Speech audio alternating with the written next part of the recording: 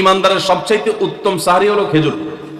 আপনি ভাত খান, ডাল খান, গোশত খান, মাছ খান, যাই খান, এক পিস খেজুর আপনি যদি অন্তত সাহারিতে খান, তাহলে এটার কারণে একটি সুন্নাত জিন্দা করার সওয়াব পাবেন। খেজুরে প্রচুর পরিমাণ এনার্জি, খাদ্য শক্তি থাকে, এটা আমাদের জন্য নানা দিক থেকে উপকারীও বটে। এই জন্য ইফতারিতে আপনি খেজুর খাওয়ার কথা জানেন, অথচ হাদিসে শুধু ইফতারিতে না, সাহারিতেও খেজুর খাওয়ার নির্দেশনা দেওয়া হয়েছে। এই জন্য এটা একটা ভুল যে আমরা অনেকে সাহারিতে যে খেজুর খেতে হয় এটা জানি না। আমরা বেশিরভাগ মানুষ রমজান মাসে ফজরের নামাজ পড়ে এসে ঘুম দেই। আপনার যদি রাতে ঘুম না পুরে আবার দিনে ডিউটি থাকে, ঘুম একটু যদি যাওয়াই লাগে, তো ফজরের পর পর ঘুমাবেন না। আলহামদুলিল্লাহ আমাদের বাসায় আমরা এটার প্র্যাকটিসটা প্রতি বছর খুব হার্ডলি করার চেষ্টা করি। ফজরের পর পর কোনো ঘুম নেই, ফজরের পর একটু কোরআন তেলাওয়াত করেন।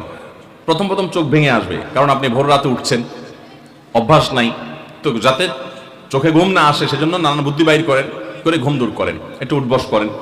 ওই টাইমে বসে ফজরের পরে আপনি তেলাওয়াত করেন, জিকির আজকার করেন, সকাল সন্ধ্যার দোয়াগুলো পড়েন, একটু দোয়া করেন, রমজানের কিছু আমল করেন।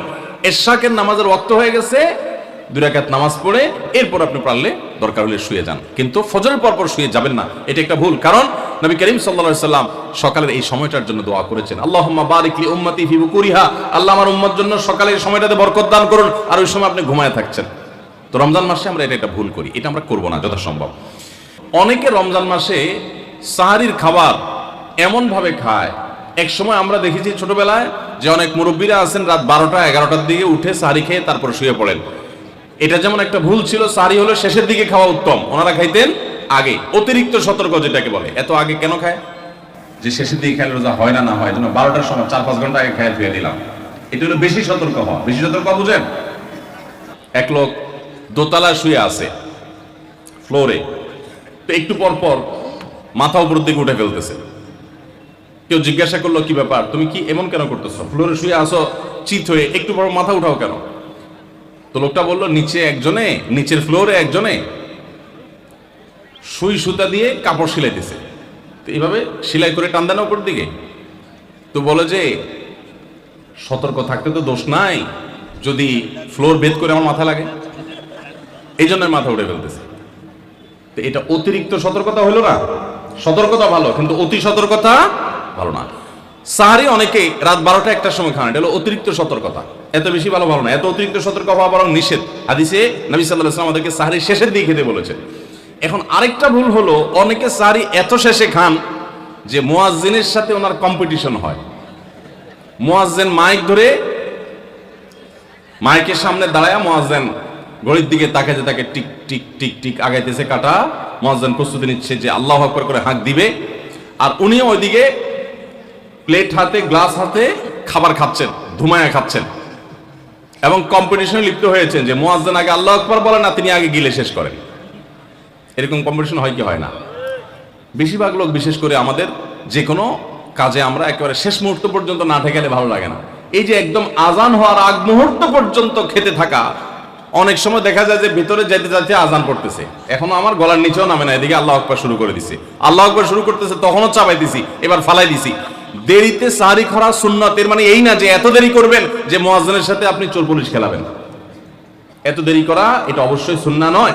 নবী করিম সাল্লাল্লাহু আলাইহি সাল্লাম সাহারি খেয়ে শেষ করার পর ফজরের নামাজ পড়তেন, মাঝখানে 50 আয়াত পড়ার মতো গ্যাপ থাকতো। 50 আয়াতের গ্যাপ মানে হলো 5 থেকে 7 মিনিট এভারেজ, এরকম গ্যাপ তিনি দিতেন, তারপর তিনি নামাজ পড়তেন। তো এই জন্য ভাইরা আমার, আমরা বলতে পারি যে 7 নম্বরের ভুল হলো, আমরা অনেকেই রমজান মাসে সাহারি খানা খেতে খেতে একেবারে আজান পর্যন্ত ঠেকাই দিই। এত দেরি করা আবার ঠিক না।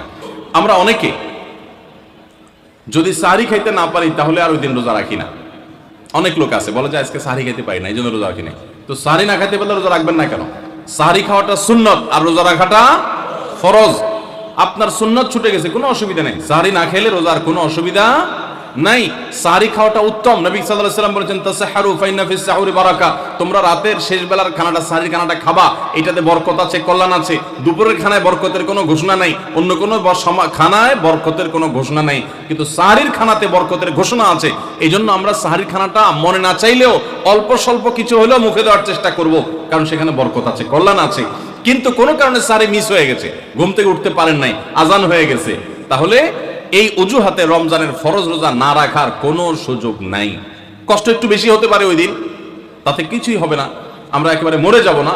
ধৈর্য ধরা শিখতে হবে। ইমানদারকে আল্লাহ তাআলা সবর করা শিখাচ্ছেন রমাদানের মাধ্যমে। এই জন্য ভাইরা, কোনোদিন সাহরি মিস হইলে ওই দিন রোজা মিস করা যাবে না।